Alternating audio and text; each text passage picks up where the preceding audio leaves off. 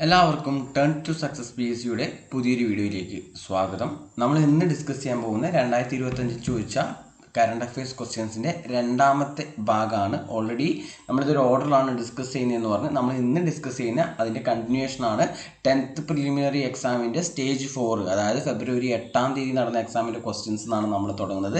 അതിൽ ആദ്യത്തെ ക്വസ്റ്റ്യൻ ഇതായിരുന്നു. കറണ്ട് അഫയേഴ്സ് എന്ന് ചോദിച്ചാൽ ആദ്യ ക്വസ്റ്റ്യൻ ഇതായിരുന്നു: ഇന്ത്യയിലെ ആദ്യത്തെ national highway steel slag road ഉദ്ഘാടനം നടന്നത് എവിടെയാണെന്ന് ചോദിച്ചാൽ എവിടെയാണ്? NH-66 മുംബൈ ടു ഗോവയാണ്. NH-66 മുംബൈ ടു ഗോവയാണ്. ഇത് ഉദ്ഘാടനം ചെയ്തത് ആരായിരുന്നു? നീതി ആയോഗിൻ്റെ മെമ്പറായിട്ടുള്ള VK സ്വരസത്താണ്. ഉദ്ഘാടനം ചെയ്ത ആരാണ്? നീതി ആയോഗിൻ്റെ സ്ഥിരാംഗമായിട്ടുള്ള ആരാണ്? VK സ്വരസത്താണ് ഈ പറഞ്ഞ നാഷണൽ ഹൈവേയിലെ സ്റ്റീൽ സ്ലാഗ് റോഡ് എന്ത് ചെയ്തത്? ഉദ്ഘാടനം ചെയ്തത്. അതുപോലെ നിർമ്മിച്ചത് ആരായിരുന്നു? ഇത് വികസിപ്പിച്ചതായിരുന്നു CSIR ആണ്. അതാണ് CSIR, അതായത് സെൻട്രൽ റോഡ് റിസർച്ച് ഇൻസ്റ്റിറ്റ്യൂട്ട് ആണ് എന്ത് ചെയ്തത്? ഇത് വികസിപ്പിച്ചെന്നുള്ള കാര്യം ഓർത്തിരിക്കുക. നമുക്കറിയാം NH-66 എന്ന് പറഞ്ഞാൽ എന്താണ്? NH-66 അല്ലേ? 66 അല്ലേ? 66 6 പാക്ക് എന്നൊക്കെ പറഞ്ഞ് നമ്മൾ പഠിക്കുന്നതാണ്. കേരളത്തിലൂടെ കടന്നു പോകുന്ന ഏറ്റവും വലിയ ദേശീയപാതയാണ് ഇത് NH-66 അല്ലെ? 66 നമ്മൾ പൊതുവെ 6 പാക്ക് നമ്മളൊരു കോഡ് പഠിക്കും. 6 പാക്ക് എന്താണ്? 6 പാക്ക് എന്താണ്? 6 പാക്ക് അതായത് P എന്താണ്? പനവേൽ ടു എവിടെ വരെയാണ്? കന്യാകുമാരി വരെയാണ് 6 പാക്ക്. പനവേൽ ടു കന്യാകുമാരി 6 പാക്ക് പനവേൽ ടു കന്യാകുമാരി വരെയാണ് വരിക. കേരളത്തിൽ കൂടി കടന്നു പോകുന്ന ഏറ്റവും വലിയ ദേശീയപാതയാണ് ഇതെന്ന് പറഞ്ഞാൽ NH-66. അടുത്തെന്താണ്? രാഷ്ട്രപതി ഭവനിലെ ദർബാർ ഹാളിൻ്റെ പുതിയ പേരെന്താണ്? പുതിയ പേരെന്താണെന്ന് വെച്ചതാണ് ഗണതന്ത്ര മണ്ഡപം എന്നാണ്. എന്താണ്? ഗണതന്ത്ര മണ്ഡപം. അതുപോലെ തന്നെ ഓർത്തിരിക്കുക, ഇതിൻ്റെ പേര് മാറ്റിയതിൻ്റെ കൂടെ തന്നെ എന്ത് ചെയ്തിട്ടുണ്ട്? രാഷ്ട്രപതി ഭവനിലെ ദർബാർ ഹാൾ ഗണതന്ത്ര മണ്ഡപമായ പോലെ തന്നെ അശോക് ഹാൾ എന്താണ്? അതായത് ഈ പറഞ്ഞ അശോക് ഹാളിൻ്റെ പേരെന്ത് മാറ്റി? അശോക് മണ്ഡപ്. അശോക് ഹാളിൻ്റെ പേര് അശോക് മണ്ഡപമെന്നും അതുപോലെ തന്നെ ദർബാർ ഹാളിന്റെ പേരെന്താക്കി? ഗണതന്ത്ര മണ്ഡപം എന്ന രീതിയിലാണ് ഇതിന്റെ പേര് മാറ്റിയിട്ടുള്ളത്. ഇമ്പോർട്ടൻ്റ് ആണെന്നൊന്ന് ഓർത്തിരിക്കുക. നമുക്കറിയാം രാഷ്ട്രപതി ഭവൻ സ്ഥിതി ചെയ്യുന്നത് എവിടെയാണ്? ന്യൂഡൽഹിയിലാണ്. രാഷ്ട്രപതിയുടെ ഔദ്യോഗിക വസതിയാണ് ഇത്. രാഷ്ട്രപതി ഭവൻ എന്ന് പറഞ്ഞാൽ സ്ഥിതി ചെയ്യുന്നത് എവിടെയാണ്? ന്യൂഡൽഹിയിലാണ്. ഈ രാഷ്ട്രപതി ഭവന്റെ ആദ്യകാല നാമം എന്തായിരുന്നു? വൈസ്രീഗൽ പാലസ് ആണ് അല്ലെ? വൈസ്രീഗൽ പാലസ് അല്ലെങ്കിൽ വൈസ്രോയി പാലസ് എന്നായിരുന്നു. അതുപോലെ തന്നെ എന്നാണ് ഇത് വന്നത്? ഇതിന്റെ പേര് നിലവിൽ വന്ന എപ്പോഴാണെന്ന് ചോദിച്ചപ്പോഴാണ് എപ്പോഴാണ് 1929 ഈ 12 നിർമ്മാണം ആരംഭിച്ചു. 1929 നിർമ്മാണം പൂർത്തിയാവുന്നത്. അതിനുശേഷം സ്വാതന്ത്ര്യം കിട്ടിയ ശേഷം 1947 ഓഗസ്റ്റ് 15 ശേഷം ഇത് അറിയപ്പെടുന്ന പേരെന്തായിരുന്നു? ഗവൺമെന്റ് ഹൗസ് ആണ്. പിന്നെ ഈ ഗവൺമെന്റ് ഹൗസ് ആണ് പിന്നീട് എന്തായിട്ട് മാറിയ? രാഷ്ട്രപതി ഭവനായിട്ട് മാറിയതല്ലേ? രാഷ്ട്രപതി ഭവന്റെ ശില്പി ആരാണ്? എഡ്വിൻ ലൂട്ടിൻസ് ആണ്. രാഷ്ട്രപതി ഭവനിൽ താമസിച്ച ആദ്യ വ്യക്തി ആരാണെന്ന് വെച്ചാൽ ആരാണത്? താമസിച്ച ആദ്യ വ്യക്തി ആരായിരുന്നു? 1929 ആരാണ്? ഇർവിൻ പ്രഭു ആയിരുന്നു. രാഷ്ട്രപതി ഭവനിൽ താമസിച്ച ആദ്യത്തെ ഇന്ത്യക്കാരൻ ആരാണ്? C രാജഗോപാലാചാര്യാണ്. ആദ്യത്തെ ഇന്ത്യൻ പ്രസിഡന്റ് ചോദിച്ചാൽ ആരാണത്? അത് ഡോക്ടർ രാജേന്ദ്ര പ്രസാദ് ആണെന്ന് ഓർത്തിരിക്കുക. അതുപോലെ തിരികെ സ്കൂളിലേക്ക് എന്ന ശാക്തീകരണ ക്യാമ്പയിൻ ഏതുമായി ബന്ധപ്പെട്ടിരിക്കുന്നു? ഇത് ഓൾമോസ്റ്റ് ആൾക്കാർക്കും അറിയുന്ന ഒരു കാര്യമാണ് അല്ലേ? സംസ്ഥാന കുടുംബശ്രീ മിഷൻ പൊതുവിദ്യാഭ്യാസ വകുപ്പിന്റെ സഹകരണത്തോടെ നടപ്പിലാക്കിയ അയൽക്കൂട്ട ശാക്തീകരണ പരിപാടിയാണ്. നമുക്കറിയാം എന്താണ്? 2023 കുടുംബശ്രീന്റെ 50-ാം വാർഷികമായിരുന്നു. 50-ാം വാർഷികം അല്ലെങ്കിൽ നമ്മളൊരു സുവർണ ജൂബിലി 50-ാം വാർഷികം. അപ്പം 1998 കുടുംബശ്രീ വന്നത്. 1998 മെയ് 17 കുടുംബശ്രീ വന്നത്. അപ്പോൾ 2023 എത്രയായിരുന്നു? 25 എത്രയാണ്? 25-ാം വാർഷികമാണ്. എത്രയാണ്? 25-ാം വാർഷികമായിരുന്നു. കുടുംബശ്രീയുടെ 25-ാം വാർഷികമായിരുന്നു. അതിനോടനുബന്ധിച്ചാണ് എന്ത് ചെയ്തത്? ഈ തിരികെ സ്കൂൾ എന്ന ശാക്തീകരണ ക്യാമ്പയിനേക്ക് എന്ത് ചെയ്തത്? കേരള പൊതുവിദ്യാഭ്യാസ വകുപ്പ് എന്ത് ചെയ്തത്? ആരംഭിച്ചത്. ഒന്ന് ഓർത്തിരിക്കുക. അതുപോലെ കേരളത്തിലെ നിലവിലെ വിവരാവകാശ കമ്മീഷണറാണ് ആരെന്ന് പറഞ്ഞാൽ ശ്രീ വി ഹരി നായരാണ്. ഹരി നായർ അല്ലെ? കേരളത്തിലെ വിവരാവകാശ ഹരി നായരാണ്. അതുപോലെ കേന്ദ്രത്തിലെ വിവരാവകാശ കമ്മീഷൻ അല്ലെ? 12ാമത്തെ വിവരാവകാശ കമ്മീഷനാണ് കേന്ദ്രത്തിൽ. ആരാണ്? ഹീരാലാൽ സമാരിയാണ്. കേരളത്തിലെ വിവരാവകാശ കമ്മീഷണർ ആവുന്ന എത്രാമത്തെ വ്യക്തിയാണ്? 5ാമത്തെ വ്യക്തിയാണ്. ആദ്യത്തെ ആളായിരുന്നു പാലാട്ട് മോഹൻദാസ് ആണ്. രണ്ടാമത്തത് സിബി മാത്യൂസ് അല്ലെ. ഏറ്റവും കൂടുതൽ കാലം ആരെന്നായിരുന്നു? സിബി മാത്യൂസ് ആയിരുന്നു. മൂന്നാമത്തത് വിൻസെന്റ് എം പോൾ ആണ്. നാലാമത്തത് വിശ്വാസ് മേത്തയാണ്. നിലവിലാരാണ്? ശ്രീ വി ഹരി നായരാണോ എന്ന് ഓർത്തിരിക്കുക. അതുപോലെ തന്നെ അടുത്ത ക്വസ്റ്റ്യൻ, കേരള സർക്കാരിൻ്റെ കീഴിലുള്ള സാമൂഹ്യ നീതി വകുപ്പ് BPL വിഭാഗത്തിൽപ്പെടുന്ന പ്രായമായ പ്രമേഹ രോഗികൾക്ക് സൗജന്യമായി ഗ്ലൂക്കോമീറ്റർ നൽകുന്ന പദ്ധതിൻ്റെ പേരെന്താണ്? അത് വയോമധുരാണ് അല്ലേ. വയോമധുരം സ്ഥിരം ക്വസ്റ്റ്യൻ ആണ്. വയോമധുരം ഒന്ന് ഓർത്തിരിക്കുക. അത് ശ്രുതിമധുരം എന്ന് പറഞ്ഞാൽ എന്താണ്? ശ്രുതിമധുരം എന്ന് പറഞ്ഞാൽ എന്താണ്? ഈ പറഞ്ഞ കോക്ലിയർ ഇംപ്ലാന്റേഷനിലൂടെ എന്ത് ചെയ്യുന്നു? കേൾവിശക്തി 5 വയസ്സിൽ താഴെയുള്ള കുട്ടികൾക്ക് പൂർണ്ണമായും കേൾവിശക്തി ലഭ്യമാക്കുന്ന പദ്ധതിയാണ് എന്തെന്ന് പറഞ്ഞാൽ ശ്രുതി തരംഗം അല്ലെ. ശ്രുതി തരംഗം. അതുപോലെ ലിഗ്നോസാറ്റുമായി ബന്ധപ്പെട്ട്, ലിഗ്നോസൈറ്റ് അല്ല, ലിഗ്നോസാറ്റുമായി ബന്ധപ്പെട്ട ശരിയായ പ്രസ്താവന ഏതാണെന്ന് ചോദിച്ചത്. അപ്പോൾ ലിഗ്നോസാറ്റ് എന്തെന്ന് പറഞ്ഞതാണ്? ലോകത്തിൽ ആദ്യത്തെ തടി കൊണ്ട് നിർമ്മിച്ച ഉപഗ്രഹമാണ് ഇത് ലിഗ്നോസാറ്റ് അല്ലെ. ലിഗ്നോസാറ്റ് അതായത് പൂർണ്ണമായും മരം കൊണ്ട് നിർമ്മിച്ച ആദ്യ ഉപഗ്രഹമാണ് ഏതെന്ന് പറഞ്ഞാൽ ലിഗ്നോസാറ്റ് അല്ലേ. അത് നിർമ്മിച്ച രാജ്യം ഏതാണെന്ന് ചോദിച്ചാൽ ഏതാണ്? ജപ്പാനാണ്. നിർമ്മിച്ച രാജ്യം ഏതാണ്? ജപ്പാനാണ്. ജപ്പാന്റെ പ്രധാനമന്ത്രിയാണ് നിലവിൽ ആര്? ഫ്യൂമിയോ കിഷിഡെ. ആരാണ്? ഫ്യൂമിയോ കിഷിഡെയാണ് നിലവിലെ പ്രധാനമന്ത്രി. അതുപോലെ എന്താണ് ഈ പറഞ്ഞ 10 സെന്റിമീറ്റർ നീളമുള്ള ഒരു പാനൽ ഉപയോഗിച്ചിട്ടാണ് നിർമ്മാണം. അതിൻ്റെ ആ മരത്തിന്റെ പേരെന്താണ്? ഹെനോക്കി മഗ്നോളിയ. എന്താണ്? ഹെനോക്കി മഗ്നോളിയ എന്ന മരത്തിന്റെ എന്താണ് 10 സെന്റിമീറ്റർ നീളമുള്ള പാനൽ ഉപയോഗിച്ചാണ് എന്ത് ചെയ്തത്? ഈ ലിഗ്നോസാറ്റ് എന്ന് പറയുന്ന ഉപഗ്രഹം എന്ത് ചെയ്തിട്ടുള്ളത്? നിർമ്മിച്ചിട്ടുള്ളത്. ഒന്ന് ഓർത്തിരിക്കാം. നെക്സ്റ്റ് ഒരു ക്വസ്റ്റ്യൻ പേപ്പർ LP ടീച്ചറാണ്, മലയാളം. LP ടീച്ചറിന്റെ എക്സാമിന്, സ്പെഷ്യൽ റിക്രൂട്ട്മെന്റ് എക്സാമിന് ചോദിച്ചൊരു ക്വസ്റ്റ്യൻ ആണ്. ഇമ്പോർട്ടൻ്റ് ആണ് ഈ ക്വസ്റ്റ്യൻ, വളരെ ഇമ്പോർട്ടൻ്റ് ആണ്. സൈഡിൽ എഴുതി വെക്കുക, വെരി ഇമ്പോർട്ടൻ്റ് ആണ് എഴുതി വെക്കുക. ഇനിയും എക്സാമിന് ഇതുപോലെ എന്ത് ചെയ്യും? റിപ്പീറ്റ് ചെയ്ത് ചോദിക്കും. എന്താണ് ക്വസ്റ്റ്യൻ? 2025 ജനുവരിയിൽ ഇന്ത്യയിൽ നിർമ്മിക്കപ്പെട്ട 3 യുദ്ധക്കപ്പലുകൾ എന്ത് ചെയ്തു? ഒരുമിച്ച് കമ്മീഷൻ ചെയ്യപ്പെട്ടു. അവ ഏതെല്ലാം എന്നാണ് ക്വസ്റ്റ്യൻ. അവ ഏതെല്ലാം എന്ന് വെച്ചാൽ INS Nilgiri, INS Surat, INS Vagsheer. ഏതൊക്കെയാണ്? ഇത് 3 ഒന്ന് പെടാത്തത് ഏതെന്ന് പറഞ്ഞ് ചോദിക്കുക. അപ്പോൾ ഇത് 3 ഒന്ന് നന്നായിട്ട് എന്ത് ചെയ്യുക? പഠിച്ചു വെക്കുക. INS Nilgiri, INS Surat, INS Vagsheer. 3 എന്ത് ചെയ്യുക? കറക്റ്റ് പഠിച്ചു വെക്കുക. അതുപോലെ തന്നെ നമുക്കറിയാം, ഇത് മുമ്പത്തെ ക്വസ്റ്റ്യൻ ആണ്. US ബഹിരാകാശ ഏജൻസിയായ നാസയും ഇന്ത്യയുടെ ISROയും സഹകരിച്ച് നടത്തുന്ന ബഹിരാകാശ യാത്രയ്ക്ക് തയ്യാറെടുക്കുന്ന ഇന്ത്യൻ വിംഗ് കമാൻഡർ ആരാന്ന് ചോദിച്ചാൽ ആരാണ്? ശുഭാംശു ശുക്ലയാണ്. ഓൾറെഡി അദ്ദേഹം എന്ത് ചെയ്തു? ആ ഒരു യാത്ര പുറപ്പെട്ടു അല്ല, ആ യാത്ര പോയി. അതിൻ്റെ കാര്യങ്ങളൊക്കെ നമ്മൾ കഴിഞ്ഞ ഒരു വീഡിയോയിൽ ശുഭാംശു ശുക്ല ആക്സിയം 4 ദൗത്യം എന്നാണ് വിക്ഷേപിച്ചത്. അതുമായിട്ട് ബന്ധപ്പെട്ട എല്ലാ കാര്യങ്ങളും നമ്മൾ ഡീറ്റെയിൽ ആയിട്ട് എന്ത് ചെയ്തിട്ടുണ്ട്? കഴിഞ്ഞ ഒരു വീഡിയോയിൽ എന്ത് ചെയ്തിട്ടുണ്ട്? പറഞ്ഞിട്ടുണ്ട്. അതെന്ത് ചെയ്യാൻ നന്നായിട്ട് ആ വീഡിയോ കണ്ടു കഴിഞ്ഞാൽ നിങ്ങൾക്ക് കിട്ടും. അതുകൊണ്ട് ഞാനത് വീണ്ടും എക്സ്പ്ലെയിൻ ചെയ്യുന്നില്ല. ഇത് കാണാത്ത ആൾക്കാർ എന്ത് ചെയ്യുക? ആ വീഡിയോ ഒന്ന് കാണാം. നമുക്ക് കഴിഞ്ഞ ദിവസം ആ വീഡിയോ അപ്ലോഡ് ചെയ്തിട്ടുണ്ടായിരുന്നു. ഓക്കെ, ആക്സിയം ഫോർമേഷൻ, അതിൽ നമ്മളിത് ഡീറ്റെയിൽ ആയിട്ട് പഠിക്കുന്നത് ഒരു ഇമ്പോർട്ടൻറ്റ് ടോപ്പിക്കാണ്. ഓക്കെ, ഇതും നല്ലൊരു ക്വസ്റ്റ്യൻ ആണ്. ഇനി വരാൻ പോകുന്ന എക്സാമുകൾ ചോദിക്കാൻ പോകുന്ന നല്ലൊരു ക്വസ്റ്റ്യൻ ആണ്. താഴെ പറയുന്നവയിൽ, താഴെ ചെറിയൊരു സ്പെല്ലിംഗ് മിസ്റ്റേക്ക് ഉണ്ട്, ഏറ്റവും പുതുതായി ക്ലാസിക്കൽ പദവിയിലേക്ക് ഉയർത്തപ്പെട്ട ഭാഷ അല്ലാത്തതാണ് ചോദിച്ചിട്ടുള്ളത്. ഏതാണ്? ഭാഷ അല്ലാത്തത് ഏതെന്നാണ് ചോദിച്ചിട്ടുള്ളത്. നിലവിൽ ഇന്ത്യയിൽ ക്ലാസിക്കൽ ലാംഗ്വേജുകൾ എണ്ണത്തിലാണ് 11 ക്ലാസിക്കൽ ലാംഗ്വേജസ് ആണ് ഇന്ത്യയിലുള്ളത് അല്ലേ. അപ്പോൾ ഓൾറെഡി മുമ്പ് ഉണ്ടായിരുന്ന 2024 വരെ ഉണ്ടായിരുന്ന എത്രയായിരുന്നു? 6 ആണ്. 2024 എന്ത് ചെയ്തു? വീണ്ടും എന്ത് ചെയ്തു? 5 ലാംഗ്വേജിന് കൂടി എന്ത് ചെയ്തു? ക്ലാസിക്കൽ പദവി നൽകി അല്ലേ, 2024 ഒക്ടോബറിൽ അല്ലേ. അപ്പോൾ 2024 ഒക്ടോബറിൽ പുതുതായിട്ട് വന്ന 5 ലാംഗ്വേജുകൾ നമ്മൾ പഠിക്കണം. 5 ലാംഗ്വേജുകൾ ഏതാണ്? പുതുതായിട്ട് വന്ന 5 ലാംഗ്വേജുകൾ ഏതാണെന്ന് വെച്ചാൽ ഏതാണ്? അതൊക്കെ ഒന്ന് ഏതാണ്? ബംഗാളി, ആസാമീസ് അല്ലെ. ബംഗാളി ഉണ്ട്, അതുപോലെ ആസാമീസ് ഉണ്ട്, പിന്നെ ഏതാണ്? മറാത്തി ഉണ്ട്, പിന്നെ ഏതാ വരിക? പാലി, അതുപോലെ പ്രകൃതി. എന്താണ്? പ്രകൃതി. പാലി അല്ലെങ്കിൽ പ്രാകൃത്. എന്താണ്?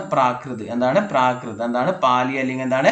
പ്രാകൃത്. ഈ പറഞ്ഞ 5 ഭാഷകൾക്കാണ് 2024 ഒക്ടോബറിൽ എന്ത് ചെയ്തത്? പുതിയ ക്ലാസിക്കൽ പദവി നൽകിയത്. അപ്പം ഇന്ത്യയിൽ ആദ്യമായിട്ട് ക്ലാസിക്കൽ പദവി കിട്ടിയ ഭാഷ ഏതാണ്? ഇന്ത്യയിൽ ആദ്യമായിട്ട് ക്ലാസിക്കൽ പദവി ഏതാണ്? തമിഴാണ്. ഏതാണ്? തമിഴാണ്. തമിഴിന് ശേഷം ഏതാണ്? സംസ്കൃത്. തമിഴ് 2004 തമിഴിന് എപ്പോഴാണ്? 2004 2005 എന്തിനു കിട്ടി? സംസ്കൃതിന് കിട്ടി. 2008 ഏതാണ്? കന്നഡ, തെലുങ്ക്. 5ാമത്തെ ഭാഷയാണ് ഏതെന്ന് പറഞ്ഞാൽ മലയാളം. 2013 മലയാളത്തിന് എന്ത് കിട്ടുന്നത്? ക്ലാസിക്കൽ പദവി കിട്ടുന്നത്. 2013 മലയാളം ക്ലാസിക്കൽ ഭാഷ 5ാമത്തെ ക്ലാസിക്കൽ ലാംഗ്വേജ് ആണ്. 6ാമത് ഏതായിരുന്നു? 2014 ഏതാണ്? ഒഡിയ. ഏതാണ്? ഒഡിയ. അപ്പോൾ നിലവിൽ ഒരു 5 എണ്ണം കൂടി വന്നു. ഇപ്പോൾ ടോട്ടൽ 11 ഭാഷകൾക്കാണ് ഇന്ത്യയിൽ എന്തുള്ളത്? ക്ലാസിക്കൽ പദവി ഉള്ളത്. ഓക്കെ, അടുത്ത ക്വസ്റ്റ്യൻ, ഇന്ത്യയുടെ 76ാമത് റിപ്പബ്ലിക് ദിനാഘോഷ ചടങ്ങിൽ മുഖ്യാതിഥിയായി പങ്കെടുത്ത രാഷ്ട്രത്തലവൻ ആരാന്നോ? 76ാമത് എന്ന് പറയുമ്പോൾ എപ്പോഴാണ് വരിക? 2025 അല്ലേ? 76ാമത് 2025 അപ്പോൾ 76ാമത് റിപ്പബ്ലിക് ദിന പരേഡിൽ പങ്കെടുത്ത ആരാണ്? നമ്മളെ ഇന്തോനേഷ്യൻ്റെ പ്രസിഡന്റ് ആയിട്ടുള്ള ആരാണ്? ഇന്തോനേഷ്യൻ്റെ പ്രസിഡന്റ് ആയിട്ടുള്ള ആരാണ്?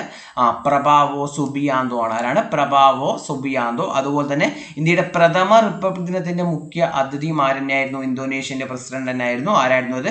അഹമ്മദ് സുകർണോ ആയിരുന്നു. ആരായിരുന്നു? അഹമ്മദ് സുകർണോ. അഹമ്മദ് സുകർണോ ആണ് ആദ്യത്തെ റിപ്പബ്ലിക് ദിനത്തിന്റെ വിശിഷ്ടാതിഥി. അതുപോലെ തന്നെ എന്താണ്? 76ാമത് ആരാണ്? വീണ്ടും ഇന്തോനേഷ്യന്റെ പ്രസിഡന്റ് ആയിട്ടുള്ള ആരാണ്? പ്രഭാവോ സുബിയാന്തോ ആണ്. അതാണ് പ്രഭാവോ സുബിയാന്തോ ആണ്. അവിടെ തന്നെ റിപ്പബ്ലിക് ദിന പരേഡിൽ മുഖ്യാതിഥിയാകുന്ന 4ാമത്തെ ഇന്തോനേഷ്യൻ പ്രസിഡന്റും കൂടിയാണ് പ്രഭാവോ സുബിയാന്തോ. അതുപോലെ ഓർത്തിരിക്കുക, ഈ 76ാമത് റിപ്പബ്ലിക് ദിനത്തിന്റെ പ്രമേയം എന്താന്ന് വെച്ചതാണ്? സുവർണ ഭാരതം പൈതൃകവും വികസനവും. എന്താണ്? സുവർണ ഭാരതം പൈതൃകവും വികസനവുമാണെന്ന് ഓർത്തിരിക്കുക. അതുപോലെ തന്നെ എന്താണ്? 75ാം റിപ്പബ്ലിക് ദിനത്തിന്റെ മുഖ്യാതിഥി ആരായിരുന്നു എന്ന് വെച്ചാൽ ആരാണത്? ഇമ്മാനുവൽ മാക്രോൺ ആണ് അല്ലെ? ഫ്രഞ്ച് പ്രസിഡന്റ് ആയിട്ടുള്ള ഇമ്മാനുവൽ മാക്രോൺ ആയിരുന്നു. അതൊന്ന് ഓർത്തിരിക്കാം. നെക്സ്റ്റ് ക്വസ്റ്റ്യൻ, ഇന്ത്യൻ ബഹിരാകാശ ഗവേഷണ സ്ഥാപനമായ ISROയുടെ 2ാമത്തെ ബഹിരാകാശ തുറമുഖം എവിടെ സ്ഥിതി ചെയ്യുന്നു വെച്ചാൽ എവിടെയാണ്? കുലശേഖരപട്ടണമാണ്. എവിടെയാണ്? കുലശേഖരപട്ടണം. കുലശേഖരപട്ടണം.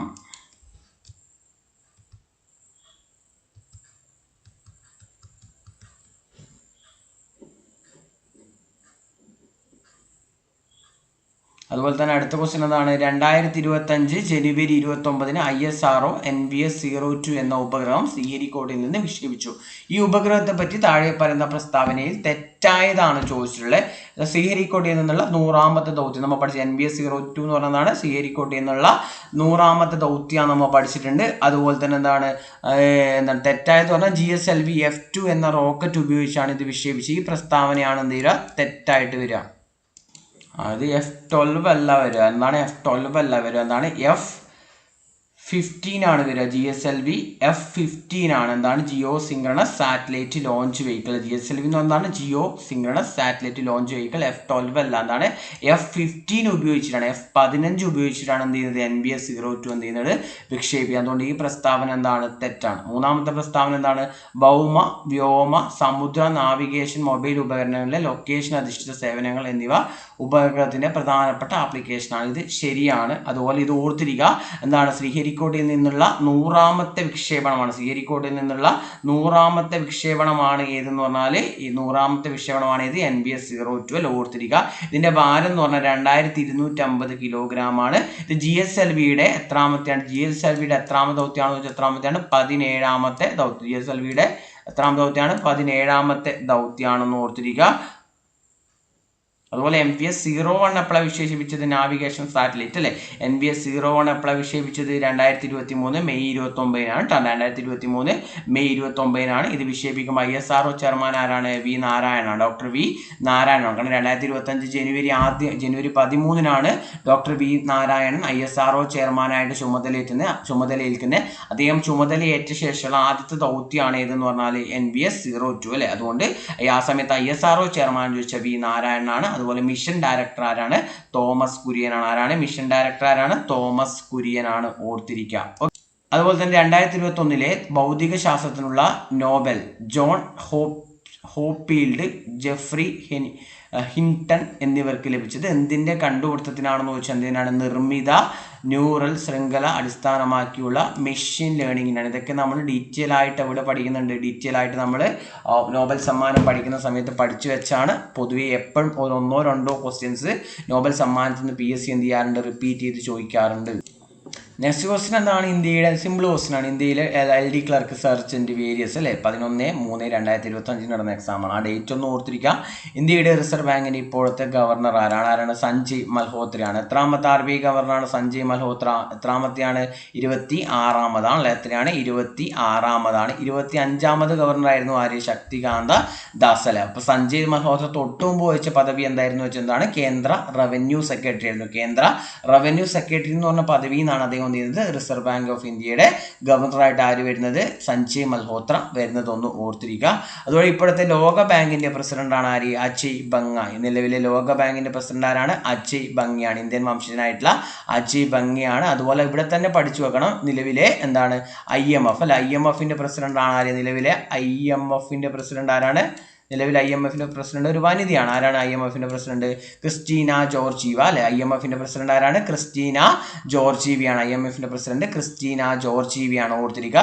ഈ IMFും ലോകബാങ്കും പൊതുവെ അറിയപ്പെടുന്ന എന്താണ് ബ്രെട്ടൺ വുഡ് ഇരട്ടകൾ എന്നാണ് അറിയപ്പെടുന്നത് അല്ലെ ബ്രെട്ടൺ വുഡ് ഇരട്ടകൾ. എന്തുകൊണ്ടാണ് അങ്ങനെ അറിയപ്പെടുന്നത് 1944 രാജ്യങ്ങൾ ചേർന്ന് എന്താണ് ബ്രെട്ടൺ വുഡ് സമ്മേളനം 1944 നടക്കുന്നത് 1944 നടക്കുന്നത് 44 രാജ്യങ്ങളാണ് പങ്കെടുക്കുന്നത്.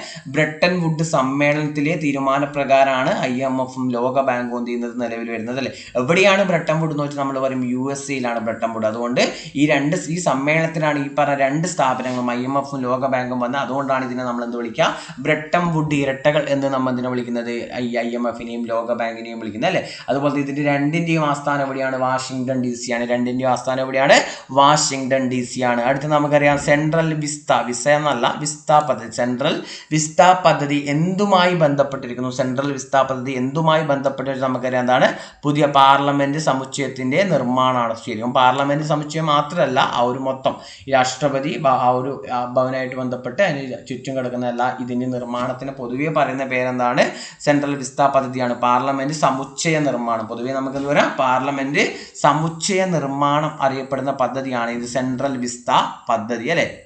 ഇന്ത്യയുടെ പുതിയ പാർലമെന്റ് നിലവിൽ വന്ന എപ്പോഴാണ് 2023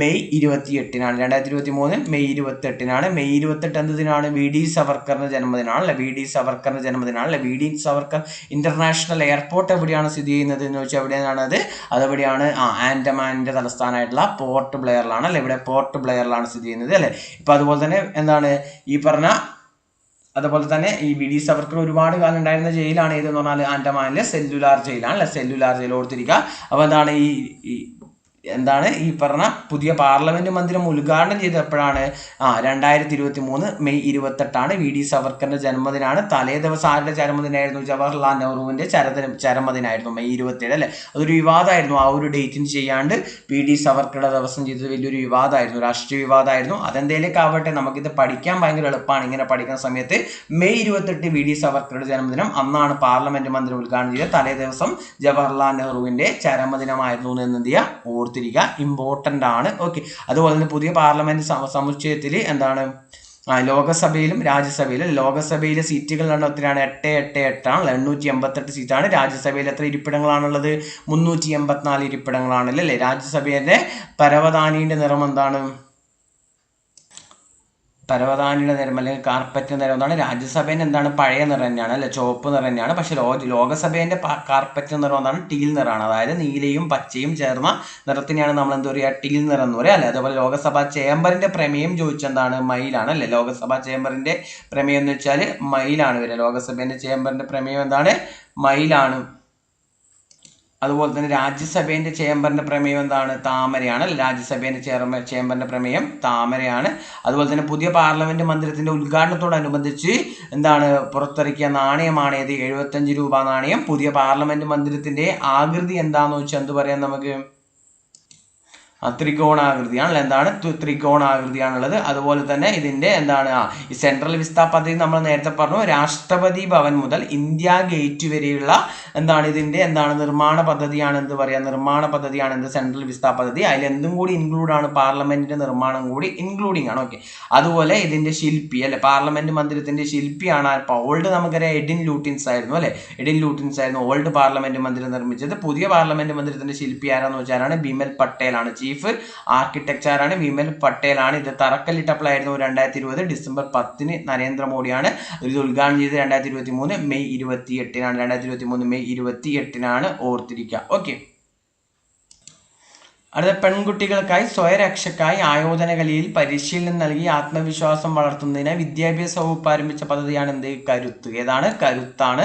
അതുപോലെ തന്നെ പാരീസ് ഒളിമ്പിക്സിൽ ഹോക്കിയിൽ വെങ്കല മെഡൽ നേടിയ മലയാളി. ഇത് റിപ്പീറ്റഡ് ക്വസ്റ്റ്യൻ ആണ്, മുന്നത്തെ എക്സാം ഇതുപോലെ ചോദിച്ചിട്ടുണ്ടായിരുന്നു. അപ്പോൾ നമ്മളവിടെ ഡീറ്റെയിൽ ആയിട്ട് ഇതിന്റെ ആദ്യത്തെ പാർട്ടിൽ നമ്മൾ പറഞ്ഞിട്ടുണ്ട് PR ശ്രീജേഷുമായിട്ട് ബന്ധപ്പെട്ടുള്ള കാര്യങ്ങൾ.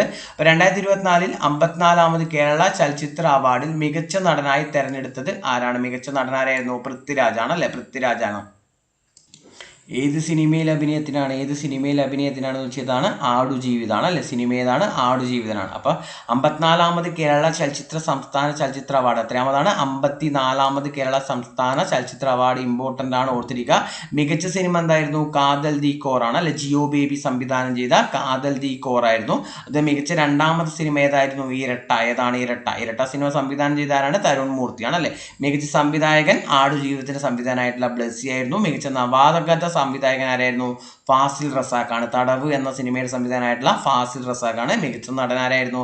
പൃഥ്വിരാജാണ്. ആടുജീവിതമാണ്. മികച്ച സ്വഭാവ നടൻ വിജയരാഘവനായിരുന്നു. ഏതാണ്? പൂക്കാലം വരവായ പൂക്കാലം വരവായല്ല പൂക്കാലം. അതുപോലെ തന്നെ മികച്ച നടി 2 പേരുണ്ടായിരുന്നു. ഒന്ന് ഉർവശി ഉള്ളൊഴുക്ക്, അതുപോലെ തന്നെ ബീന ആർ ചന്ദ്രൻ തടവ്. ബീന ആർ ചന്ദ്രൻ തടവ്. അതുപോലെ മികച്ച സ്വഭാവ നടി ആരായിരുന്നു? ശ്രീഷ്മ ചന്ദ്രനായിരുന്നു അല്ലെ? പെമ്പളെ ഒരുമേൽ അഭിനയത്തിന്. മികച്ച തിരക്കഥ ആരായിരുന്നു? രോഹിത് MG കൃഷ്ണൻ. ഏതാണ് സിനിമ? ഇരട്ടയാണ്. ഏതാണ് ഇരട്ട. അതുപോലെ തന്നെ ഒരു വർഷം ഏറ്റവും കൂടുതൽ അവാർഡ് നേടിയ ചിത്രമാണ് ഏതെന്ന് പറഞ്ഞാൽ ആടുജീവിതം. 9 അവാർഡാണ് ഏത് സിനിമ കിട്ടിയ? ആടുജീവിതം എന്ന് പറഞ്ഞ സിനിമ കിട്ടി. അതുപോലെ തന്നെ ഇതിന്റെ ജൂറി അധ്യക്ഷൻ, ഈ 54ാമത് കേരള സംസ്ഥാന ചലച്ചിത്ര അവാർഡിന്റെ ജൂറി അധ്യക്ഷൻ ആരായിരുന്നു ചോദിച്ചത്? സുധീർ കുമാർ മിശ്രയാണ്. ആരാണ്? സുധീർ കുമാർ മിശ്രയാണ്, ഓർത്തിരിക്കുക. ഓക്കെ. അതുപോലെ ISRO നിർമ്മിക്കുന്ന ബഹിരാകാശത്തേക്ക് പോയി വരാൻ ഉപയോഗിക്കാവുന്ന RLV അല്ലെ റീയൂസബിൾ ലോഞ്ച് വെഹിക്കിൾ വാഹനത്തിന് നൽകിയിരിക്കുന്ന പേരെന്താന്ന് വെച്ചതാണത്? പുഷ്പകാണ്. ഏതാണ്? പുഷ്പക്. അല്ലെങ്കിൽ നമുക്ക് എന്ത് പറയാം? ഇന്ത്യ തദ്ദേശീയമായി വികസിപ്പിച്ച പുനരുപയോഗ സാധ്യമായ ബഹിരാകാശ വിക്ഷേപണ വാഹനം എന്ന് പറയാം. അല്ലെ? ഇന്ത്യ തദ്ദേശീയമായി വികസിപ്പിച്ച പുനരുപയോഗ സാധ്യമായ ബഹിരാകാശ വിക്ഷേപണ വാഹനമാണ് ഏതെന്ന് പറഞ്ഞാൽ പുഷ്പക്. അല്ലെ? ഏത്? പുഷ്പക് എന്ന് പറഞ്ഞാൽ അതൊന്ന് ഓർത്തിരിക്കാം. ഓക്കെ. അടുത്ത ഇതിൽ ഏതാണ് ചെറിയൊരു സ്പെല്ലിംഗ് മിസ്റ്റേക്ക് ഒക്കെ ടൈപ്പ് ചെയ്യുന്ന സമയത്ത് വന്നിട്ടുണ്ട്. അത് PDF എഡിറ്റ് ചെയ്യുമ്പോൾ വന്നതാണ്. ഇതിൽ ഏതാണ് ISROയുടെ ആദ്യ സൗര ദൗത്യം? ISROയുടെ സൗര ദൗത്യം എന്ന് പറയുമ്പോൾ തന്നെ നമ്മൾ ഏതാ പറയും? ആദിത്യ L1 ആണ്. ISRO സ്ഥിരം ചോദിച്ച ക്വസ്റ്റ്യൻ ആണ്, സ്ഥിരം എക്സാമിന് റിപ്പീറ്റ് ചെയ്ത ക്വസ്റ്റ്യൻ ആണ്. ഏത്? ആദിത്യ L.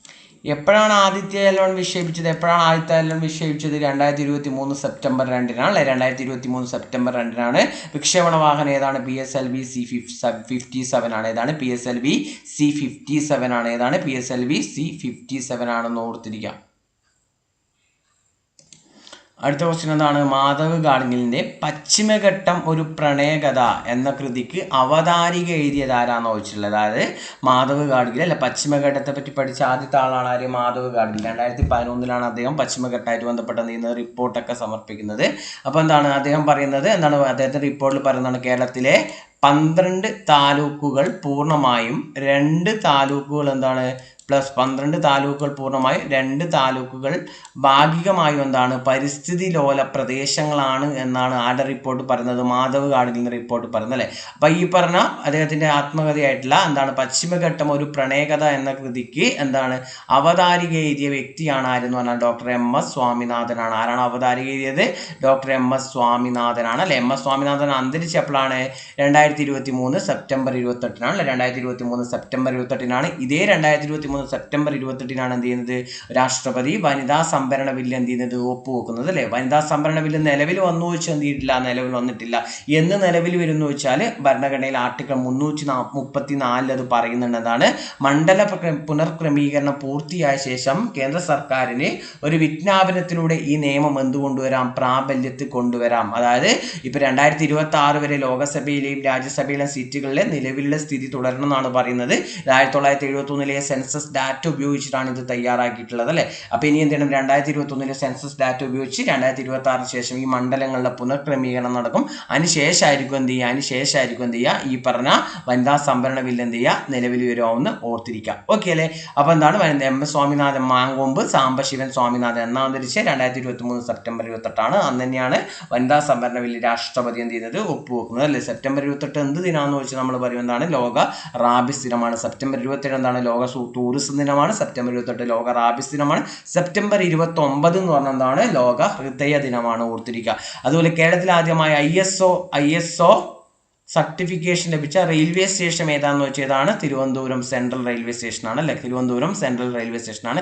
കേരളത്തിലെ ഏറ്റവും നീളമുള്ള റെയിൽവേ പ്ലാറ്റ്ഫോം ചോദിച്ചതാണ് അത് കൊല്ലം റെയിൽവേ പ്ലാറ്റ്ഫോമാണ്. കേരളത്തിലെ ഏറ്റവും വലിയ റെയിൽവേ സ്റ്റേഷൻ ചോദിച്ചതാണ് അത് ഷൊർണൂർ റെയിൽവേ സ്റ്റേഷൻ. ഏറ്റവും വലിയ റെയിൽവേ സ്റ്റേഷൻ ഷൊർണൂറാണ്. ഏറ്റവും വലിയ റെയിൽവേ പ്ലാറ്റ്ഫോം കൊല്ലമാണ്. കേരളത്തിൽ ആദ്യമായി ISO സർട്ടിഫിക്കേഷൻ ലഭിച്ച റെയിൽവേ സ്റ്റേഷൻ ചോദിച്ചതാണ് തിരുവനന്തപുരം സെൻട്രൽ ആണ് അല്ലെ. 2023 പുരുഷ വിഭാഗം Asian trophy hockey tournament, Asian champions trophy hockey ടൂർണമെന്റിൽ 3ാം സ്ഥാനത്ത് വന്ന രാജ്യം ഏതാണ്? 3ാം സ്ഥാനമാണ് ചോദിച്ചില്ലല്ലോ. 3ാം സ്ഥാനത്ത് വന്ന രാജ്യം, ഈ ക്വസ്റ്റ്യൻ്റെ നോക്കാം. 3ാം സ്ഥാനമാണ് നമ്മളോട് ചോദിച്ചത്. 3ാം സ്ഥാനത്ത് ആരാണ്? ജപ്പാനാണ്. 3ാം സ്ഥാനത്ത് ആരാണ്? ജപ്പാനാണ്. അപ്പോൾ ആതിഥേയ രാജ്യം എവിടെയാണ്? 2023 പുരുഷ വിഭാഗം ചാമ്പ്യൻസ് ട്രോഫി നടന്നത് എവിടെയാണ്? നമ്മുടെ ഇന്ത്യയിലാണ്. എവിടെയാണ്? ഇന്ത്യയിലാണ് ഈ ടൂർണമെന്റ് നടക്കുന്നത്. അതുപോലെ ചെന്നൈയിലാണ് നടന്നത്. അതുപോലെ തന്നെ എന്താണ് ഈ പറഞ്ഞ ഇതിലെ വിന്നർ ആണ് ആരെന്ന് പറഞ്ഞാൽ ഇതിലെ വിന്നർ ആരായിരുന്നു? ഇന്ത്യയാണ്. വിന്നർ ആരാണ്? ഇന്ത്യയാണ്. 4ാം തവണയാണ് ഇന്ത്യ എന്ത് ചെയ്യുന്നത്? Asian champions trophy hockey tournament winner ആവുന്നത്. വിന്നർ ആരാണ്? ഇന്ത്യയാണ്. വിന്നർ ആരാണ്? ഇന്ത്യ ആയിരുന്നു. 2ാം സ്ഥാനം ആയിരിക്കായിരുന്നു? 2ാം സ്ഥാനം ആയിരിക്കായിരുന്നു? മലേഷ്യ. 3ാം സ്ഥാനം ജപ്പാൻ. 2ാം സ്ഥാനം മലേഷ്യ, 3ാം സ്ഥാനം ജപ്പാനാണ്. ഏറ്റവും കൂടുതൽ ഗോൾ നേടിയ ആരായിരുന്നു? നമ്മുടെ ഇന്ത്യൻ ടീമിന്റെ ക്യാപ്റ്റൻ ആയിട്ടുള്ള ആരാണ്? ഹർമൻപ്രീത് സിംഗ് ആണ്. ആരാണ്? ഹർമൻപ്രീത് സിംഗ് ആണ്, ഓർത്തിരിക്കുക. ഓക്കെ, അടുത്തെന്താണ്? കേരള സാഹിത്യ അക്കാദമിയുടെ ഇപ്പോഴത്തെ ചെയർമാൻ ആരാണ്? കേരള കേരള സംഗീത നാടക അക്കാദമിയാണ്. കേരള സംഗീത നാടക അക്കാദമിയുടെ ഇപ്പോഴത്തെ ചെയർമാൻ ആരാന്ന് വെച്ചാലാണത് മട്ടന്നൂർ ശങ്കരൻകുട്ടിയാണ്. ആരാണ്? മട്ടന്നൂർ ശങ്കരൻകുട്ടിയാണ്. അപ്പോൾ കേരള സംഗീത നാടക അക്കാദമി എപ്പോഴാണ് നിലവിൽ വന്നത്? 1958 ഏപ്രിൽ 26 അല്ലേ. 1958 ഏപ്രിൽ 26 ഉദ്ഘാടനം ചെയ്താരായിരുന്നു? ജവഹർലാൽ നെഹ്റു ആണ്. ഇതിന്റെ ആസ്ഥാനം എവിടെയാണ് സ്ഥിതി ചെയ്യുന്നത്? ചെമ്പുകാവാണ് അല്ലേ. കേരള ലളിതകലാ അക്കാദമിന്റെ ആസ്ഥാനം എവിടെ നിന്നാണ്? ചെമ്പുകാവ്, തൃശ്ശൂർ തന്നെയാണ് അല്ലേ. ഇതിന്റെ ആദ്യത്തെ പ്രസിഡന്റ് ആരായിരുന്നു? മങ്കു തമ്പുരാൻ. കേരള സംഗീത നാടക അക്കാദമിന്റെ ആദ്യ പ്രസിഡന്റ് ആരായിരുന്നു? മങ്കു തമ്പുരാനാണ്. ആദ്യത്തെ സെക്രട്ടറി ആരായിരുന്നു? PK നമ്പ്യാരായിരുന്നു. PK നമ്പ്യാരായിരുന്നു, ഓർത്തിരിക്കുക. നിലവിലാരാണ്? മട്ടന്നൂർ ശങ്കരൻകുട്ടിയാണ്. തായമ്പകയാണ് അല്ലെ. തായമ്പകയായിട്ടാണ് അദ്ദേഹം ഫേമസ്. അദ്ദേഹത്തിന് പത്മശ്രീ കിട്ടിയ വർഷം എപ്പോഴാണ്? 2009. എപ്പോഴാണ്? 2009. പത്മശ്രീ എപ്പോഴാണ് കിട്ടിയത്? 2009, ഓർത്തിരിക്കുക. അതുപോലെ തന്നെ ഇതിന്റെ പ്രസിദ്ധീകരണം ഒന്ന് ഓർത്തിരിക്കുക, കേളിയാണ്. 1963 മുതലാണ് ഈ പ്രസിദ്ധീകരണം ആരംഭിക്കുന്നത്. കേരള സംഗീത നാടക അക്കാദമിന്റെ പ്രസിദ്ധീകരണത്തിന്റെ പേരെന്താണ്? കേളിയാണ്. ഓക്കെ അല്ലേ. അടുത്ത അവസാനത്തെ ഒരു ക്വസ്റ്റ്യൻ, ഈ വീഡിയോത്തെ അവസാനത്തെ ക്വസ്റ്റ്യൻ ആണ്. കേരള സർക്കാർ എല്ലാ വകുപ്പുകളുടെയും ഓൺലൈൻ സേവനങ്ങൾ ഉൾപ്പെടുത്തിക്കൊണ്ട് രൂപം കൊടുത്തിട്ടുള്ള കേന്ദ്രീകൃത പോർട്ടലിന്റെ പേരെന്താന്ന് വെച്ചാൽ എന്താണ്? ഈ സേവനം. എന്താണ്? ഈ സേവനം എന്നാണ്. ഓക്കെ, അപ്പൊ എന്ത് ചെയ്യാം, നമ്മളിത് 2ാമത്തെ പാർട്ടാണ്. പ്രധാനപ്പെട്ട കറണ്ട് അഫയേഴ്സ് ആണ് 2025 ചോദിച്ചാൽ അതിന്റെ 2ാമത്തെ പാർട്ടാണ്. അപ്പൊ അതെന്ത് ചെയ്യുക, വീഡിയോ ഇഷ്ടമായെങ്കിൽ എന്ത് ചെയ്യുക, നിങ്ങൾ അഭിപ്രായങ്ങളും കാര്യങ്ങളും കമന്റ് ചെയ്യുക. വീഡിയോ ചാനൽ എന്ത് ചെയ്യുക, സബ്സ്ക്രൈബ് ചെയ്യുക. നിങ്ങൾ ഫ്രണ്ട്സിനും കാര്യങ്ങളൊക്കെ എന്ത് ചെയ്യുക, ഷെയർ ചെയ്ത് കൊടുക്കുക. ഇമ്പോർട്ടൻ്റ് ആണ്. ഇതിന്റെ റിലേറ്റഡ് ഫാക്ട്സ് അടക്കമാണ് നമ്മൾ പറഞ്ഞിട്ടുള്ളത്. അപ്പം നന്നായിട്ട് എന്ത് ചെയ്യുക, പഠിക്കുക. വരുന്ന എക്സാമുകൾക്ക് നന്നായിട്ട് എന്ത് ചെയ്യുക, പ്രിപ്പയർ ചെയ്യുക. നമ്മുടെ ടെലിഗ്രാം ചാനൽ ജോയിൻ ചെയ്യാൻ വേണ്ടിയിട്ടുള്ള ലിങ്ക് ഇതിന്റെ ഡിസ്ക്രിപ്ഷൻ ബോക്സിലും ചാനലിന്റെ ഡിസ്ക്രിപ്ഷൻ ബോക്സിലും അതുപോലെ തന്നെ ഇതിന്റെ കമന്റിലും പിൻ ചെയ്തിട്ടുണ്ട്. താല്പര്യമുള്ള ആൾക്കാർ എന്ത് ചെയ്യുക, ടെലിഗ്രാം ചാനൽ ജോയിൻ ചെയ്യുക. ഡെയിലി ലൈവ് ക്ലാസ്സും അതുപോലെ തന്നെ ഇതിന്റെ നോട്ട്സും കാര്യങ്ങളും നമ്മൾ അവിടെ പ്രൊവൈഡ് ചെയ്യായിരിക്കും. അപ്പോൾ നിങ്ങൾക്ക് വീഡിയോ ഇഷ്ടമായെങ്കിൽ എന്ത് ചെയ്യുക, കമന്റ് ചെയ്യാനും ഷെയർ ചെയ്യാനും മറക്കരുത്. അപ്പോൾ നമുക്ക് വീണ്ടും എന്ത് ചെയ്യാം, നെക്സ്റ്റ് ടൈം കാണാം. ഓക്കെ.